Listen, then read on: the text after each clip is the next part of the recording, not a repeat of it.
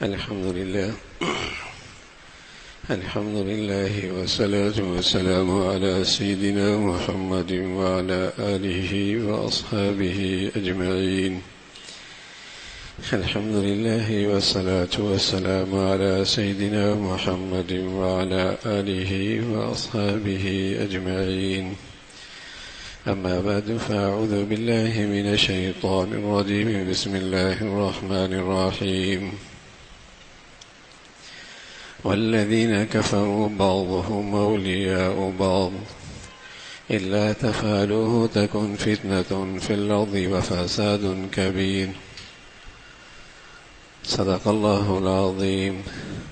اللهم صل على سيدنا محمد وعلى آل سيدنا محمد وبارك وسلم. اللهم صل على سيدنا محمد النبي الأمي وعلى آله وأصحابه وسلم. میرے معزز مسلمان بزرگوں، عزیز بھائیوں، آج امت مسلمہ اور اہل فلسطین جس آزمائش سے گزر رہے ہیں، ایک مسلمان اور ایک ایمان رکھنے والا ہر شخص یقیناً اس کا درد اور اس کی تکلیف اپنے اندر محسوس کرتا ہے۔ اللہ کے نبی صلی اللہ علیہ وسلم فرمایا کرتے تھے کہ من لم یہتم بامر المسلمین فلیس منہم، من لم یہتم بامر المسلمین فلیس منہم، کہ جسے مسلمانوں کے مصائب اور مشکلات اور حالات کی کوئی فکر نہ ہو، وہ سمجھ لے کہ اس کا اس امت سے تعلق بھی کوئی نہیں۔ من لم یہتم بامر المسلمین فلیس منہم، کہ جس کو مسلمانوں کے درد کا اور تکالیف کا اور حالات کا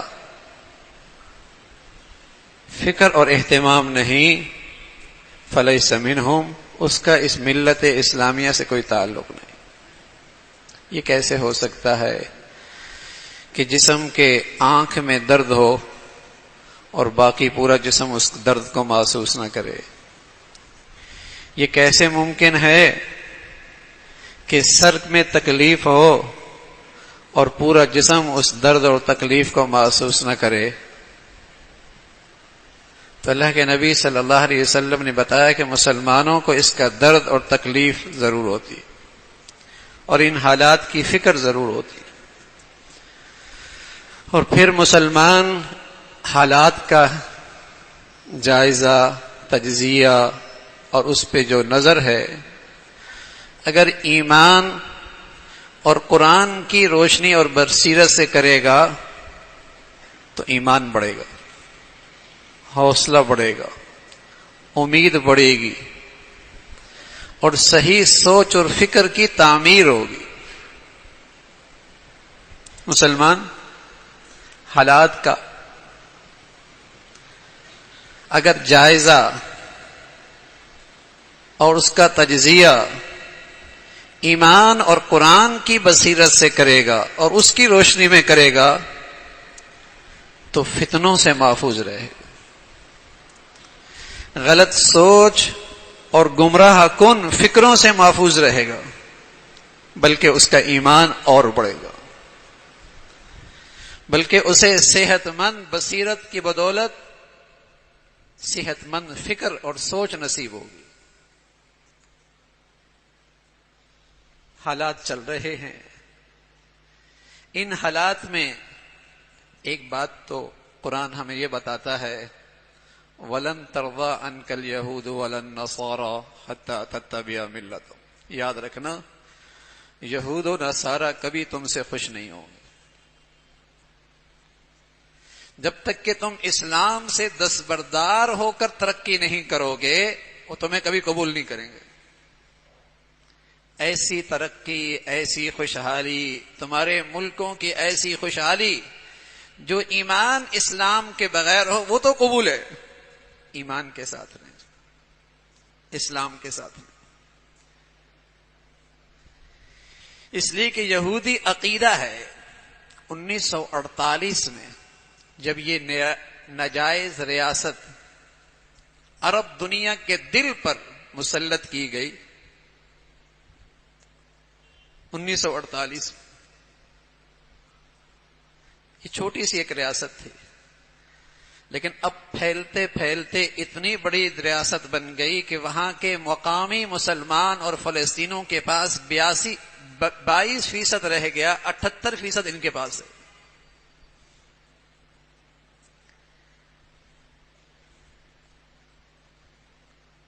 عجیب دنیا ہے اور عجیب دجالی میڈیا ہے، جو دوسروں کی زمین پہ قبضہ کرے وہ دہشت گرد نہیں، جو اپنا حق لے وہ آج دہشت گرد ہے۔ یوکرین اپنی زمین کا تحفظ کرے تو اسے حق حاصل ہے، مسلمان اپنی زمین کا حق کی آواز بلند کریں تو یہ دہشت گرد اور دہشت گردوں کی حمایت۔ عجیب الٹی گنگا بہتی ہے۔ یہ ریاست بڑھتے بڑھتے مسلط کی گئی عرب دنیا مسلمانوں کے دل پر، اور اس وقت اس کے پاس 78% حصہ ہے اور مسلمانوں کے پاس 22% حصہ ہے۔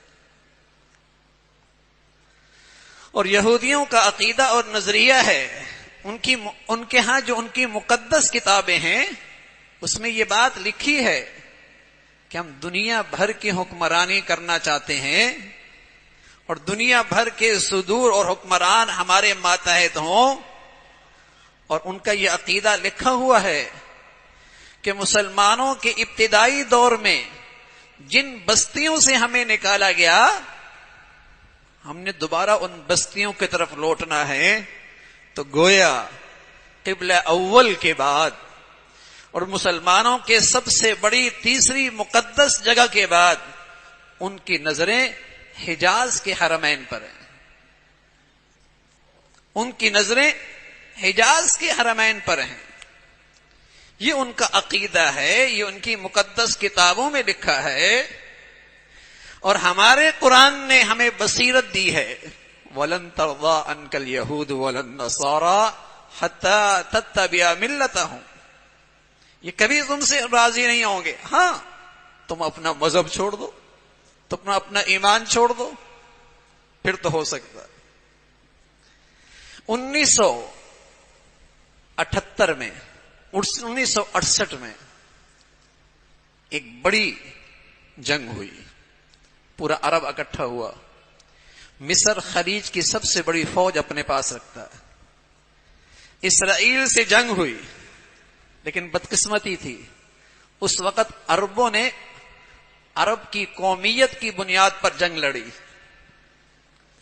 عرب قومیت کے نام پر جنگ لڑی، چند گھنٹے بھی مقابلہ نہ کر سکے اور رسوا ہو گئے، چند گھنٹے بھی مقابلہ نہ کر سکے قومیت کی وجہ سے، عصبیت کی بنیاد پر، لسانیت کی بنیاد پر، عربیت کی بنیاد پر جب مقابلے پہ آئے چند گھنٹے بھی مقابلہ نہ کر سکے۔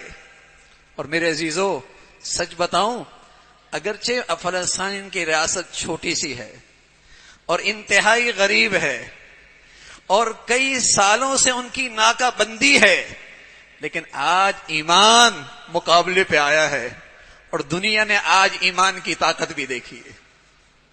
آج عرب قومیت نہیں آئی ہے، آج وہ اقصی کا جھنڈا لے کے آئے ہیں، آج وہ بیت المقدس کا جھنڈا لے کے آئے ہیں، آج وہ ایمان کے تحت آئے ہیں، وہ عربیت کے لیے نہیں آئے۔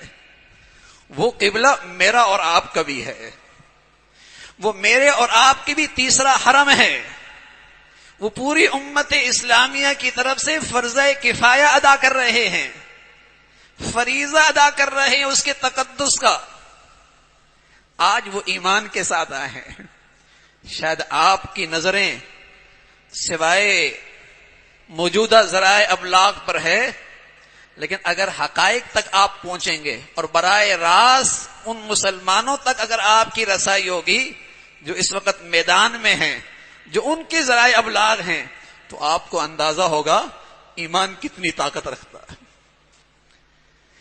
3 لاکھ کی فوج، دنیا کے سب سے مؤثر اور بڑی طاقت انٹیلیجنس کی، اور سائنس اور ٹیکنالوجی میں دنیا میں پہلے نمبر پر. لیکن اللہ کی شان، چند گھنٹوں میں اس کی طاقت کا غرور نیست و نابود ہو گیا، چند گھنٹوں میں. اور کس انداز سے مسلمان آئے، کوئی سمندر سے آ رہا ہے، کوئی فضاؤں میں آ رہا ہے. ایمان بڑی طاقت ہے. اور وہ جو دیوار غزہ کے اطراف میں تھی، وہ اس طاغوت نے 3 سال سے زائد عرصے میں بنائی. اربوں نہیں، کھربوں ڈالر لگائے،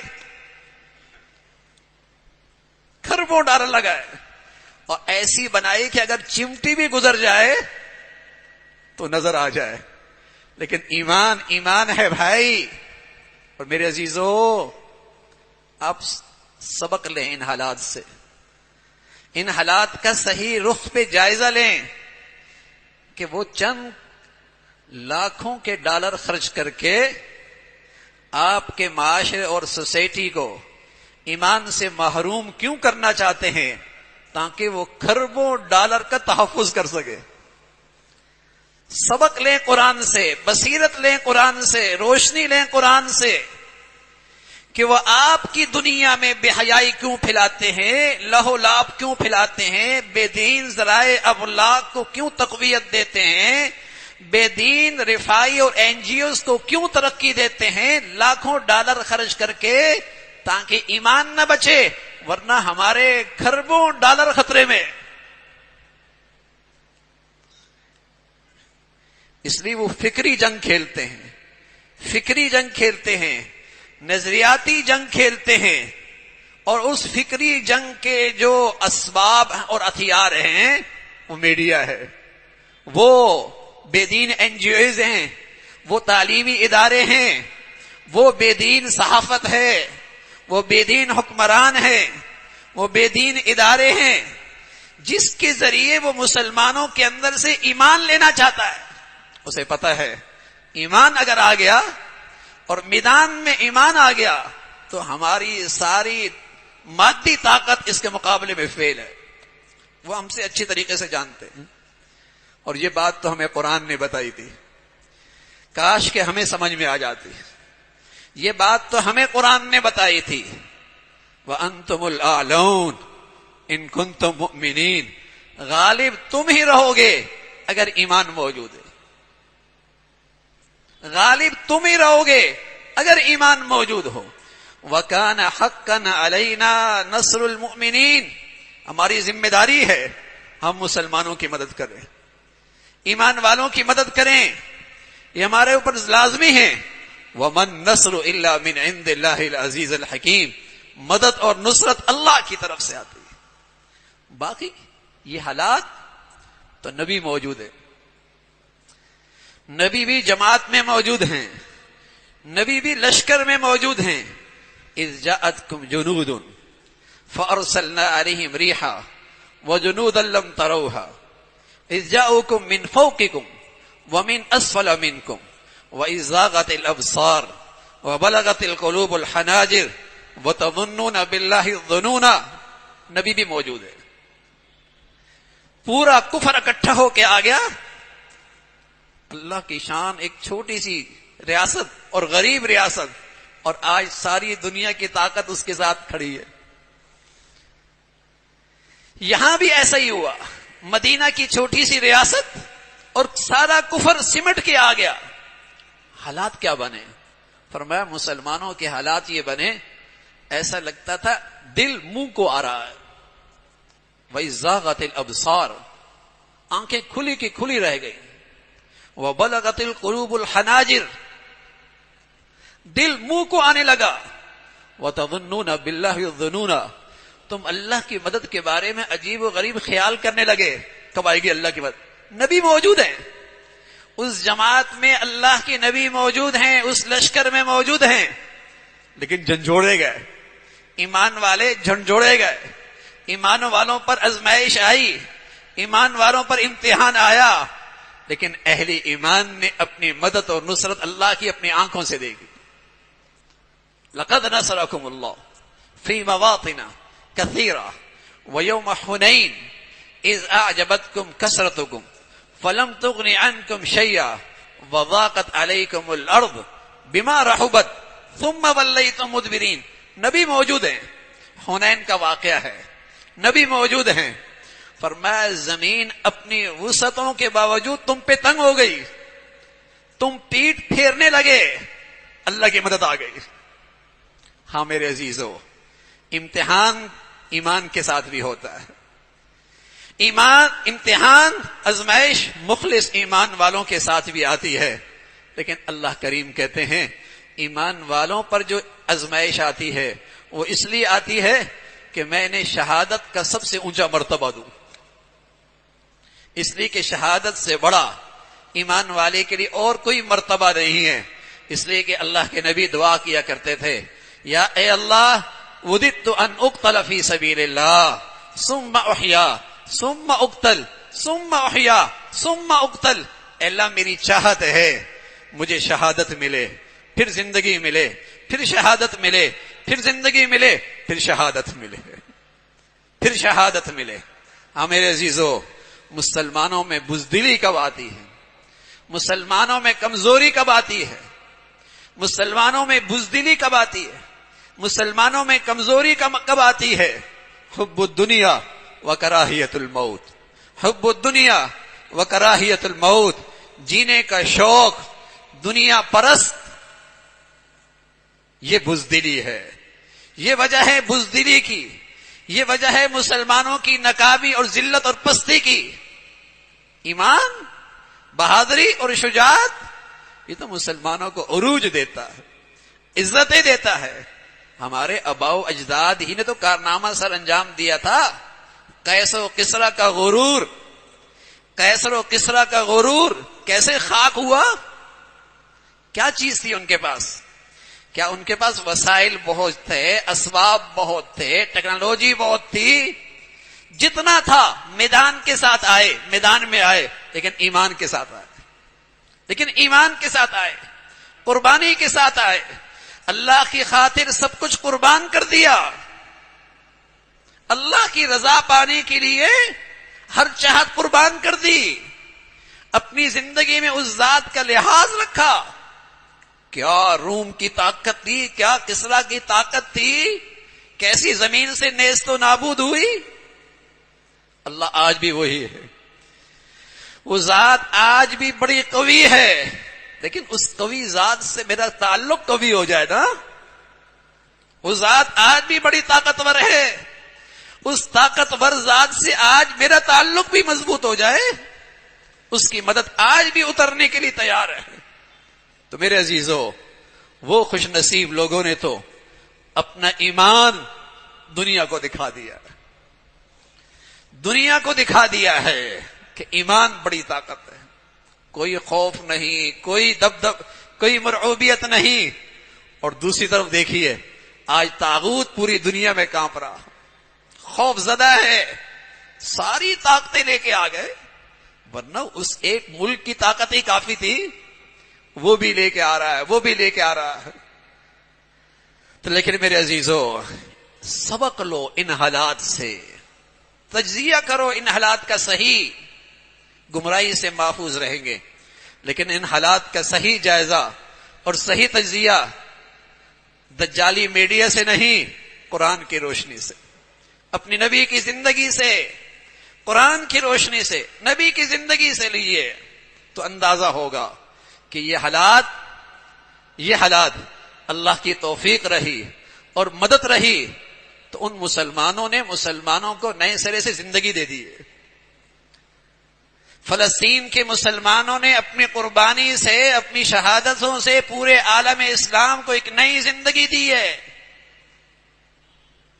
جو مسلمان مرعوب تھا، دبدبے کا شکار تھا، بزدل ہو چلا تھا، خوف بیٹھا ہوا تھا، جہاں ذرا سا بھی ایمان تھا اس کے اندر ایک تازگی آ گئی، ایمانی تعلق زندہ ہو گیا، ایمانی رشتہ زندہ ہو گیا. ہمارا فلسطین سے کیا تعلق ہے؟ کوئی زبان کا ہے، کوئی رنگ کا ہے، کوئی زمین کا ہے، کوئی جاگیر کا ہے، ایمان کا رشتہ ہے. آج کفرستان کا مسلمان بھی ان کی حمایت کے لیے کھڑا ہے. آج کفرستان کا مسلمان بھی ان کی حمایت کے لیے کھڑا ہے. کیوں؟ ان سے میرا رشتہ ایمان کا ہے، ان سے میرا رشتہ اسلام کا ہے. اور دنیا کفر اور طاغوت کے لیے یہ سب سے بڑا خطرہ ہے کہ مسلمان ایمان اسلام کے لحاظ سے ایک دوسرے کی حمایت میں کھڑا ہو جائے تو اس کی موت کا پیغام ہے. وہ تو ہمیں تقسیم کر چکا تھا، وہ تو ہمیں ٹکڑوں میں بانٹ چکا تھا، اس نے تو ہمیں قومیت میں، وطنیت میں، جغرافیوں میں تقسیم کر رکھا تھا، اس نے تو ہمیں ذات پات فرقوں میں تقسیم کر رکھا تھا. لیکن آج ان مسلمانوں کی قربانیوں کا نتیجہ ہے کہ اسلامی دنیا کا مسلمان اور کفرستان میں رہنے والا مسلمان بھی اس کلمے کی نسبت سے ان کے ساتھ کھڑا ہوا. قربانیاں ان کی. تو میرے عزیزو، ایمان بڑی طاقت ہے. اور اب کو اندازہ ہوگا کہ عالم کفر اور طاغوت ہمارے ملکوں میں کیوں سرمایہ لگاتا ہے، کیوں دولت لگاتا ہے، کیوں لوگ خریدے جاتے ہیں، کیوں ماحولوں کے اندر بے دینی فروغ دی جاتی ہے. ایمان نہ رہے. اس لیے کہ اس ایمان کے ساتھ شجاعت ہے، اس ایمان کے ساتھ جرت ہے، اس ایمان کے ساتھ بہادری ہے. اور سچ بتاؤں، ایمان کے ساتھ موت سے پیار ہے. بتائیے کسی کو موت اور شہادت سے پیار ہو، ہاں، اس سے وہ قومیں لڑ سکتی ہیں جو موت سے ڈرنے والے ہوں، جو موت سے خوف رکھتے ہوں. ہاں، اگر میرے اندر بھی ایمان نہ رہا اور مسلمانوں کے اندر سے بھی ایمان نہ رہا تو پھر وہ بھی موت سے ڈر رہے، ہم بھی موت سے ڈر رہے. پھر ٹیکنالوجی جیت جائے گی، پھر مادیت جیت جائے گی جس کے پاس ہوگی، پھر مادیت جیت جائے گی جس کے پاس ہوگی. لیکن اگر ایمان اگر مقابلے پہ آ گیا پھر جیت ایمان کی ہوتی ہے. تو اس لیے میرے عزیزو، حالات کا صحیح جائزہ، صحیح رہنمائی، صحیح تجزیہ ایمان کے روشنی میں کیا کریں. قرآن سے روشنی لیا کریں. قرآن کے روشنی سے ہمت بڑھے گی، حوصلہ بڑھے گا. اور ساتھ اللہ نے کہا وَبَشِّرِ الْمُنَافِقِينَ الَّذِينَ يَتَّخِذُونَ الْكَافِرِينَ أَوْلِيَاءَ مِن دُونِ الْمُؤْمِنِينَ. منافقوں کو خوشخبری دے دو اللہ کے عذاب کی، جو کافروں سے دوستیاں لگاتے، جنہیں یہ خطرہ ہے کہ اگر ان کے خلاف کوئی بات کہہ دی تو دنیا میں ہمارا جینا مشکل ہو جائے گا. وَبَشِّرِ الْمُنَافِقِينَ بِأَنَّ لَهُمْ عَذَابًا أَلِيمًا. ان کے لیے دنیا آخرت میں رسوائی اور ذلت ہے. جو کافروں کے قریب ہیں مسلمانوں سے دور ہیں، کافروں کے ہم نوا ہیں اور مسلمانوں کے دشمن ہیں. ایسے منافقوں کے لیے اللہ کی طرف سے یہ پیغام ہے، ان کے لیے دردناک عذاب ہے. اللہ رب العزت ہمیں ایمان دے اور اہل ایمان کی سچی محبت نصیب فرمائے. اور اللہ ہمارے فلسطین کے بھائیوں کی اور ان جان بازوں کی اللہ قدم قدم پہ مدد اور نصرت فرمائے. اور وہاں کے بچوں کی اور بیٹیوں کی، بہنوں کی اللہ اپنی قدرت سے حفاظت فرمائے. میرے عزیزو، وہاں کے مسلمان آج بھی اس پکے دشمن طاغوت کے مقابلے میں لڑ رہے ہیں. بچوں سے کچھ نہیں کہہ رہے، بوڑھوں کو کچھ نہیں کہہ رہے، عورتوں کو کچھ نہیں کہہ رہے. اور خود ان کی عورتیں اور بچے کہہ رہے ہیں ہمارے ساتھ یہ ظلم نہیں کر رہا ہے. اور دوسری طرف آپ دیکھیے، جو انسانیت کا چیمپئن بنا ہوا ہے، انسانی حقوق کی بات کرتا ہے، کیا آج بچے اور عورتوں اور بوڑھوں پر ظلم ڈھا رہا ہے. یہ فرق ہے. ان حالات سے آپ طاغوت کا صحیح چہرہ دیکھیے، باطل کی ظلم اور زیادتی دیکھیے، اور ایمان والوں کے پاس جو انصاف اور عدل ہے اس پر اپنا ایمان مضبوط کیجئے. اللہ رب العزت ہم سب کو صحیح سمجھ نصیب فرمائے. وآخر دعوانا ان الحمد للہ رب العالمین.